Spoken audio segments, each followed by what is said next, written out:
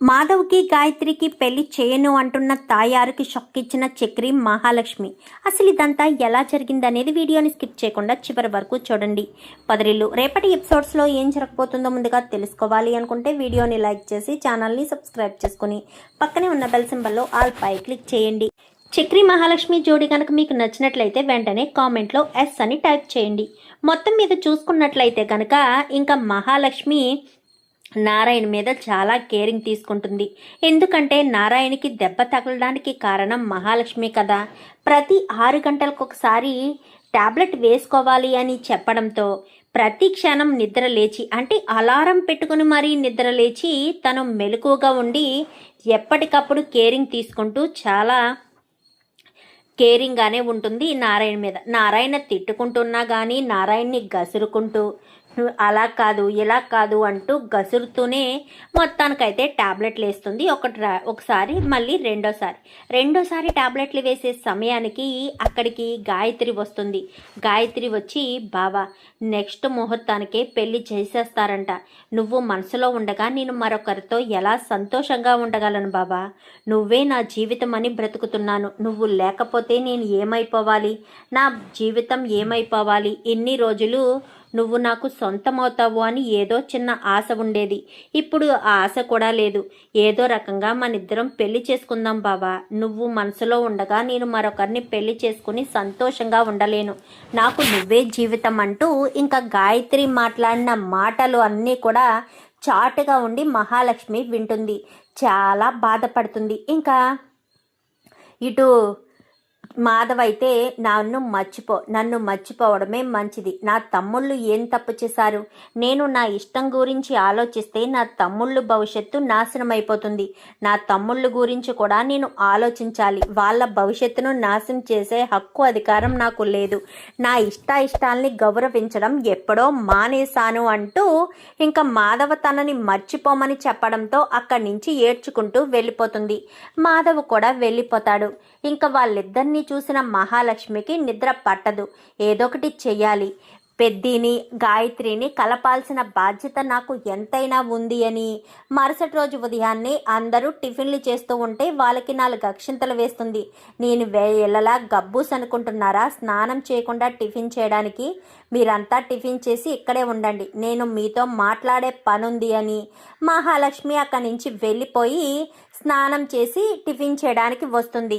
ఏంటి పెద్ది ఎక్కడికి వెళ్ళాడు అనగానే, అన్నయ్య పనికి వెళ్ళిపోయాడు, మేము ముగ్గురం మీరు వస్తారని వెయిట్ చేస్తున్నాము అంటూ ఇంకా కేశవ చెప్పేసరికి, ఇక్కడ కాదు బయట మాట్లాడుకుందాం రండి అని బయటకు వచ్చిన తర్వాత, ఏ విషయం గురించి మాట్లాడాలనుకుంటున్నారు అని చక్రి అడుగుతాడు. అడిగేసరికి, చెప్పే వరకు ఆగలేకపోతున్నావా?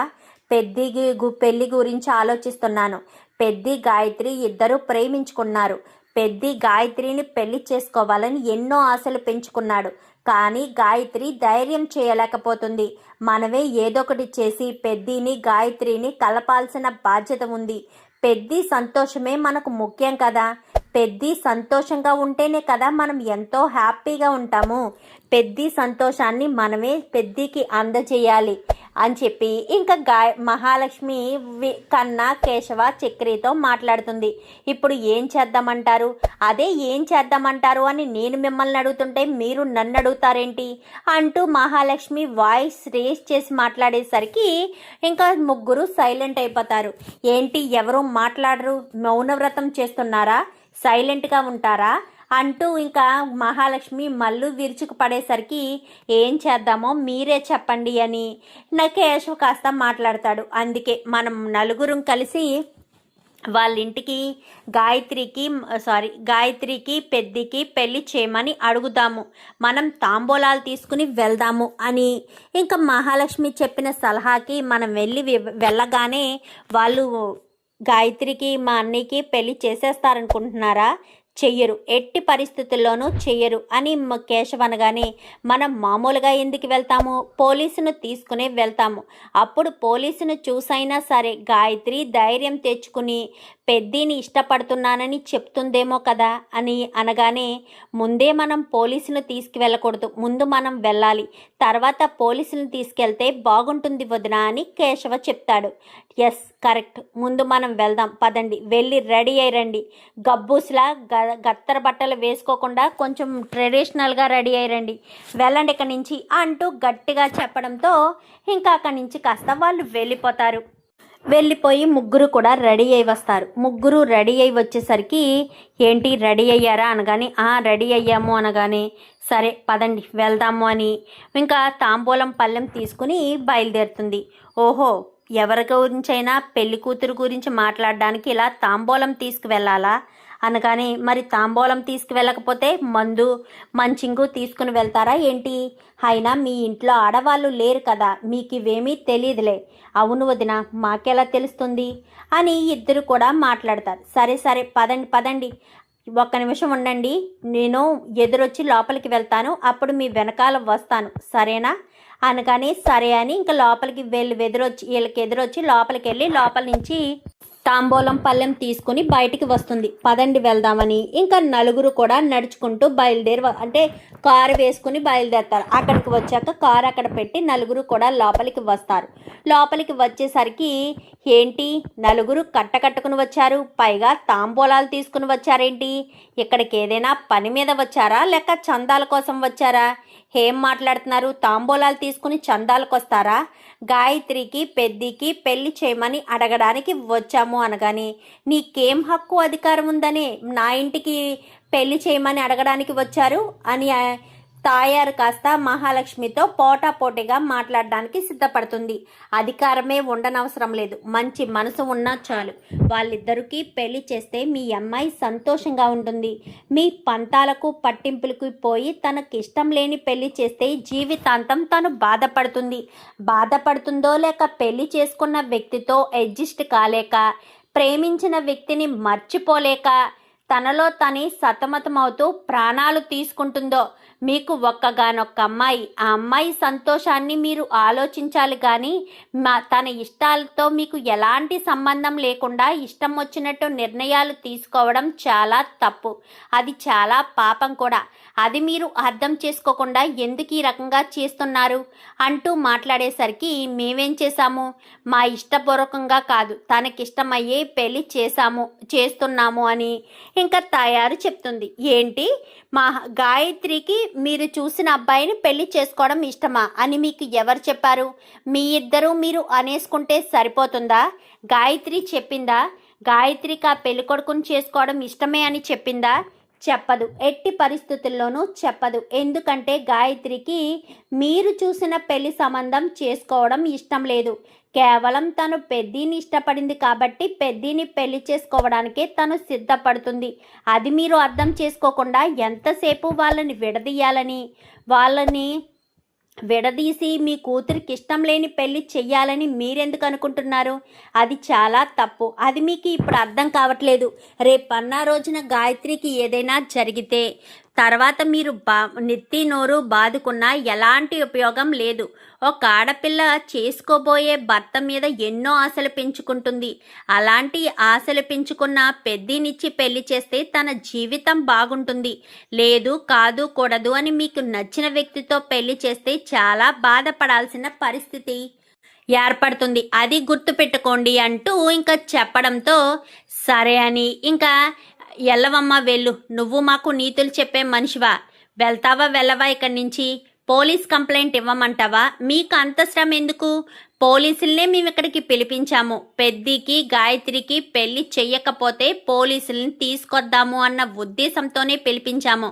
ఒరే కన్నా, వెళ్ళి పోలీసుల్ని లోపలికి రమ్మనరా అని చెప్పాను కానీ, అలాగే వదినమ్మా అంటూ కన్నా వెళ్ళి, సార్ రండి సార్ అనగానే పోలీసోడు వస్తాడు. వచ్చేసరికి, ఏంటమ్మా వాళ్ళిద్దరూ ఇష్టపడ్డారంట, మీరు ఇష్టం లేకుండా బలవంతపు పెళ్లి చేయడం ఏంటి? అయినా రోజు అమ్మాయి చెప్పింది కదా, మా బావ నాతో ఎప్పుడూ తప్పుగా ప్రవర్తించ ప్రేమించలేదు, మా బావ నేను పెళ్లి చేసుకోవాలనుకున్నామా అని చెప్పి. మరి వాళ్ళిద్దరూ మేజర్లే కదా, వాళ్ళకి నచ్చిన వ్యక్తులతో పెళ్లి చేసుకునే హక్కు అధికారం వాళ్ళకు ఉంది, మీరెందుకు అడ్డుకుంటున్నారు అని చెప్పి ఇంకా ఇన్స్పెక్టర్ కాస్త తాయార్ని ప్రశ్నించేసరికి, ఏంటి సార్, ఏంటి మీ ఉద్దేశం, మా అమ్మాయి పెళ్లి మా ఇష్టపూర్వకంగా జరగకూడదా అంటూ పురుషోత్తం మాట్లాడతాడు. పురుషోత్తం గారు, మీకు మాట్లాడే హక్కు అధికారం లేదు కదా, ఎందుకంటే ప్రతి మాట మీ ఆవిడి నోటంటే వస్తుంది కాబట్టి దీనికి సమాధానం కూడా నేనే చెప్తాను. ఏంటంటున్నారు, మీ ఇష్టపూర్వకంగా పెళ్లి చేయకూడదా అని అడుగుతున్నారా? మీ అమ్మాయికి మీ ఇష్టపూర్వకంగా పెళ్లి చేయొచ్చు, అది తను మీ ఇష్టాన్ని గౌరవించినప్పుడు, తను అంటూ ఒక వ్యక్తిని ప్రేమించినప్పుడు తనకిచ్చే పెళ్లి చేయాలి. మీకు ఎవరో ఇష్టమని, వాళ్ళ మీద మీకు కక్షలున్నాయని, మీకు నచ్చిన వ్యక్తిని ఇచ్చి పెళ్లి చేస్తే తన జీవితం నాశనం అవుతుంది. పైగా తను ఏదైనా చేసుకుంటే తర్వాత మీరే లైఫ్ లాంగ్ బాధపడాల్సిన పరిస్థితి వస్తుంది. అది మీరు గుర్తు చేసుకోకుండా, అది మీరు మనసులో పెట్టుకోకుండా ఇష్టం లేని పెళ్లి చేస్తాను అంటూ అలా ఎలా చెప్పగలుగుతున్నారు? తనకు నచ్చిన వ్యక్తినే మీరు పెళ్లి చేయాల్సి ఉంటుంది అంటూ ఇంకా మహాలక్ష్మి ఎదురుగండాని ఇన్స్పెక్టర్ అయితే మాట్లాడేసరికి, మా అమ్మాయికి ఎవరు ఇష్టం లేరు, ఎవరిని ఇచ్చి పెళ్లి చెయ్యము అంటూ చెప్పడంతో, అవునా, అదే మాట మీ అమ్మాయిని చెప్పమనండి, వీళ్ళు కంప్లైంట్ ఇచ్చారు, వీళ్ళిద్దరూ ప్రేమించుకున్నారు కానీ వాళ్ళ ఇంట్లో వాళ్ళు పెళ్లి చేయడం లేదు, ఆ అమ్మాయికి ఇష్టం లేని పెళ్లి చేస్తున్నారు, రేపన్న రోజున అమ్మాయికి ఏదైనా ప్రమాదం జరగవచ్చు, దానికి కారణం ఆ ఇంట్లో వాళ్ళే అంటూ వీళ్ళు కంప్లైంట్ ఇచ్చారు. ఏంటి సార్, ఏంటి మీ దౌర్జన్యం, మా కూతురు పెళ్లి మా ఇష్టపూర్వకంగా చేయకుండా వీళ్ళు కంప్లైంట్ ఇచ్చారని మీరు మా ఇంటికి వచ్చి మమ్మల్ని ఎంక్వైరీ చేస్తారేంటి? మీరు మా ఇంటికి వచ్చి ఎంక్వైరీ చేయడం అంత బాగోలేదు సార్, మీరు మా గురించి ఆలోచించట్లేదు, మీ గురించి మాత్రమే ఆలోచించుకుంటున్నారు, చాలా తప్పుగా ఆలోచిస్తున్నారు సార్. మా అమ్మాయి భవిష్యత్తు ఎలా ఉండాలో, ఎవరితో ఉంటే భవిష్యత్తు బాగుంటుందో మేము చూసుకుంటాము, అతను కేవలం సిమెంటు ఇసుక కలుపుకునే ఒక తాపీ మేస్త్రి మాత్రమే. తాపీ మేస్త్రికి ఇచ్చి పెళ్లి చేయడం వల్ల మా అమ్మాయి సంతోషంగా సుఖంగా ఉండదు. ఏంటండి, ఏం మాట్లాడుతున్నారు? డబ్బు ఉంటే సంతోషం సుఖం వచ్చేస్తుందంటారా? ప్రతి ఒక్కరు అలా ఆలోచించే కోటీశ్వర్లు ఇళ్ళకి ఇచ్చి పిల్లల్ని పెళ్లి చేస్తుంటే వాళ్ళు చిత్రహింసలు పెట్టి ప్రాణాలు తీస్తున్నారు, అప్పుడు బాధపడతారు, ఇప్పుడు బాధపడరు, మీకు బాధ కూడా తెలియదు. మీరు ఇవన్నీ మనసులో పెట్టుకుని చాలా బాగా చేస్తున్నారు. ముందు అమ్మాయిని పిలవండి, కంప్లైంట్ వచ్చింది, కంప్లైంట్ ప్రకారం ఆ అమ్మాయిని ఎంక్వైరీ చేయడం మా బాధ్యత. పిలుస్తారా లేక మీ మీద యాక్షన్ తీసుకోమని ఉంటారా అని చెప్పాను. కానీ తాయారు వెళ్ళి లోపలికి వెళ్ళి పిలుచుకురా అని పురుషోత్తం కాస్త తాయారుకు చెప్తాడు. చెప్పడంతో తాయారు లోపలికి వెళ్ళి గాయత్రితో మాట్లాడుతుంది. చూడు, బయట పోలీసులు వచ్చారు, ఆ మహాలక్ష్మి ఉన్నది ఉన్నట్టు ఉండకుండా పోలీసులను తీసుకుని మరీ వచ్చింది. నువ్వు బయటకు వచ్చి ఈ పెళ్లి సంబంధం నాకు ఇష్టమే, నేను ఎవరిని ప్రేమించలేదు అని చెప్పాలి. అలా చెప్పలేదే అనుకో, నీకు తెలుసు కదా, నేను మీ నాన్న ప్రాణాలు తీసుకుంటాము అని చెప్పి ఇంకా గాయత్రిని అయితే బెదిరిస్తుంది తాయారు. మీరు కాదు ప్రాణాలు తీసుకునేది, నేను. ఈ పెళ్లి జరిగితే నేను నా ప్రాణాలు తీసుకుంటానని గాయత్రి గట్టిగా చెప్పడంతో నోరు మూసుకుని పదవే అని బయటికి తీసుకొస్తారు. బయటికి తీసుకొచ్చేసరికి, చూడమ్మా నీ పేరు అనగానే గాయత్రి అనేసరికి, చూడమ్మా గాయత్రి, నీకు ఇష్టం లేని పెళ్లి చేస్తున్నారని, నువ్వు మాధవ్ అనే వ్యక్తిని ప్రేమిస్తున్నావని, తననే పెళ్లి చేసుకోవడానికి సిద్ధపడుతున్నావు అన్న విషయం వీళ్ళు నాకు చెప్పారు. పైగా నీ మీద అంటే మీ అమ్మ వాళ్ళ మీద కంప్లైంట్ కూడా ఇచ్చారు. ఇష్టం లేని పెళ్లి చేస్తే రేపన్న రోజున అమ్మాయి ఏదైనా చేసుకుంటే తర్వాత మీకే బాధ్యత అని చెప్పి పోలీస్ కంప్లైంట్ ఇచ్చారు. చెప్పమ్మా, నీకు వీళ్ళు చూస్తున్న పెళ్లి సంబంధం ఇష్టమేనా? మీ అమ్మా నాన్న చూసిన పెళ్లి సంబంధం చేసుకోవడానికి నీకు ఎలాంటి అభ్యంతరం లేదు కదా? చెప్పమ్మా అంటూ మాట్లాడేసరికి, అది అనేసరికి, చెప్పమ్మా, ఇష్టమేనా కాదా? నీకు వాళ్ళు చూసిన పెళ్లి సంబంధం చేసుకోవడం ఇష్టమేనా, లేక మీ వాళ్ళు చూసిన ఈ పెళ్లి సంబంధం ఇష్టం లేక నీకు నచ్చిన వ్యక్తి పెళ్లి చేసుకోలేక నువ్వెవరన్నా బాధపడుతున్నావా? చెప్పమ్మా అంటూ మాట్లాడేసరికి, అది కాదు సార్ అని చెప్పి ఇంకా తాయారంటుంది. చూడమ్మా, నువ్వు కొంచెం సైలెంట్గా ఉంటే బాగుంటుంది. లేదు కాదు కూడదు ఇలాగే వాగుతానంటే మాత్రం మర్యాద దక్కదు. కొంచెం సేపు సైలెంట్గా ఉండు. నేను మీ అమ్మాయితో మాట్లాడుతున్నాను. మీ అమ్మాయితో మాట్లాడినప్పుడు నువ్వు సైలెంట్గా ఉండాల్సిందే. కాదు కూడదు అని మాట్లాడితే నా నిర్ణయం నేను తీసుకోవాల్సిన పరిస్థితి వస్తుంది. అది గుర్తుపెట్టుకో. నువ్వు ఎందుకు పదే పదే మాట్లాడుతూ నన్ను ఇబ్బంది పెడుతూ ఉంటావు? దయచేసి నువ్వు కొంచెం కంట్రోల్లో ఉంటే బాగుంటుందని మహాలక్ష్మి తాయారుకైతే పోలీస్ ఇన్స్పెక్టర్ వార్నింగ్ ఇస్తాడు. వార్నింగ్ ఇచ్చేసరికి కొంచెం సైలెంట్ అయిపోతుంది తాయారు. చెప్పవే అంటూ అంటూ ఉండగానే, గాయత్రి, నీకు ఇది సువర్ణ అవకాశం. నువ్వు ఇప్పుడే ఇంట్లోంచి తప్పించుకోవడానికి అవకాశం దొరికింది. ఇది చట్టపూర్వకంగా జరుగుతుంది కాబట్టి నిన్ను వాళ్ళు ఏం చేయడానికి వీల్లేదు. లేదా మీరు ఇప్పుడు నువ్వు ఏం మాట్లాడకుండా సైలెంట్గా ఊరుకుంటే మీ బావను నువ్వు మర్చిపోవాల్సిందే. ఇంకా లైఫ్లో మీ బావ వంక కూడా చూడడానికి వీల్లేదు. అది నువ్వు గుర్తుపెట్టుకో. నువ్వు ఏం చెప్పాలనుకున్నావో నీ ఇష్టం. నువ్వు చెప్తే బాగుంటుంది అని చెప్పి మాట్లాడేసరికి, అది కాదమ్మా, నా కూతురి నిర్ణయంలో నీ పెత్తనం ఏంటి? ఒక్క నిమిషం అందరూ సైలెంట్గా ఊరుకుంటారా? అమ్మా గాయత్రి, నీకు మాధవని పెళ్లి చేసుకోవడం ఇష్టమేనా? లేక మీ అమ్మా నాన్నలు చూసిన పెళ్లి చేసుకోవడం ఇష్టమా? మాధవని ప్రేమిస్తున్నావు, మీ ఇద్దరికీ పెళ్లి చేయట్లేదని ఈ మహాలక్ష్మి కుటుంబంలో వాళ్ళు కంప్లైంట్ ఇచ్చారు. మీ ఇద్దరు నిజంగా ప్రేమించుకుంటే మీ ఇద్దరి పెళ్లి చేయడానికి మాకు ఎలాంటి అభ్యంతరం లేదు. ప్రేమించుకున్న వాళ్ళని పెళ్లి చేసే హక్కు అధికారం మాకు ఇచ్చారు. మీ పెళ్లి కావాలంటే మేమే దగ్గరుండి జరిపిస్తాము. మీ ఇద్దరి మీద ఎవరైనా ఏక కూడా వాలడానికి లేకుండా మేం చూసుకుంటాము. మీ ఇద్దరికి ఏ చిన్న ప్రమాదం జరిగినా వీళ్ళని తీసుకెళ్ళి స్టేషన్లో పడేస్తాము. అది గుర్తుపెట్టుకోమ్మా. నిజంగా ఈ మహాలక్ష్మి చెప్పింది నిజం. నీకు ఇది సువర్ణ అవకాశం. నువ్వు గొంతు విప్పి ధైర్యం తెచ్చుకుని చెప్పగలిగితే మేము అది నోట్ చేసుకుని నీకు నచ్చిన వ్యక్తితో ఇచ్చి పెళ్లి చేస్తాం. లేదు, నాకు నా తల్లిదండ్రుల నిర్ణయమే ముఖ్యం, లేదా నా తల్లిదండ్రులకు నచ్చిన వ్యక్తినే చేసుకుని నేను వాళ్ళతోటే సంతోషంగా ఉంటాను అని నువ్వు అనుకుంటే చెప్పు. మేము ఇక్కడి నుంచి వెళ్ళిపోతాం. ఏదైనా నువ్వు నోరు విడిచి చెప్పాలమ్మా.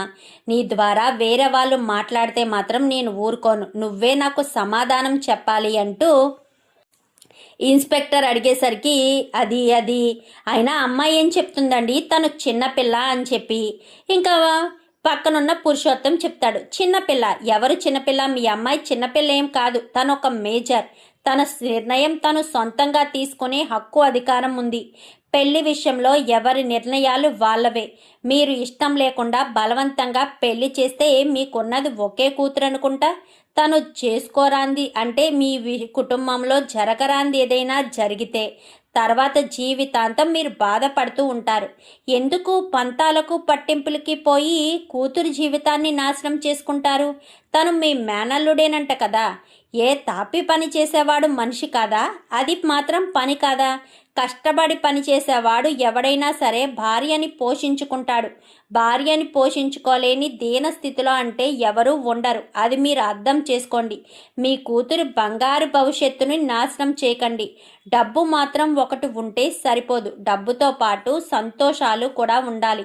అవి మీరు అర్థం చేసుకుంటే చాలా బాగుంటుంది. మీ అమ్మాయి జీవితాన్ని నాశనం అవ్వడానికి కారణం మీరు మాత్రం కావద్దు.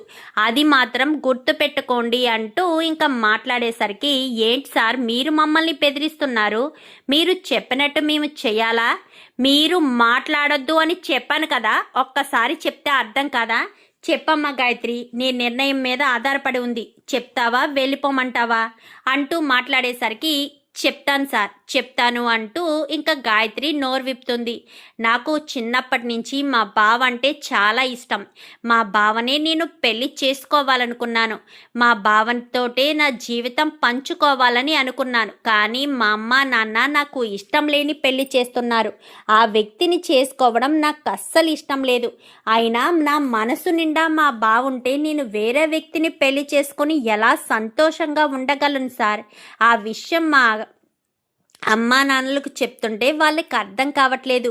వాళ్ళ పంతమే ముఖ్యం, వాళ్ళ పగే ముఖ్యం అన్నట్టు మాట్లాడుతున్నారే తప్ప నా మనసును అర్థం చేసుకునే స్థితిలో వాళ్ళైతే లేరు. ఏం చేయాలో నాకు అర్థం కావట్లేదు. మా బావని పెళ్లి చేసుకోవాలనుంది, కానీ అందరినీ ఎదిరించి పెళ్లి చేసుకుంటే వీళ్ళు మమ్మల్ని ఏం చేస్తారో అన్న భయం. అందుకోసమని నేను తెగించలేకపోతున్నాను.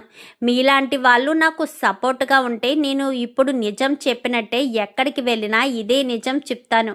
మా బావ అంటే నాకు ప్రాణం. మా బావను విడిచి నేను ఒక్క క్షణం కూడా ఉండలేను అంటూ ఇంకా గాయత్రి స్పష్టంగా చెప్పేసేసరికి ఇప్పుడేమంటారు తాయారు గారు? మీరే మాట్లాడుతూ ఉంటారు కదా, అందుకే మిమ్మల్ని అడుగుతున్నాను. మీ కూతురికి ఆ మాధవ్ అంటేనే ఇష్టమని చెప్పింది. మాధవని మాత్రమే పెళ్లి చేసుకోవడానికి సిద్ధంగా ఉన్నానని చెప్పింది. ఇప్పుడు మాధవని ఇచ్చి పెళ్లి చేస్తారా, లేక ఎలాంటి నిర్ణయం తీసుకుంటారు?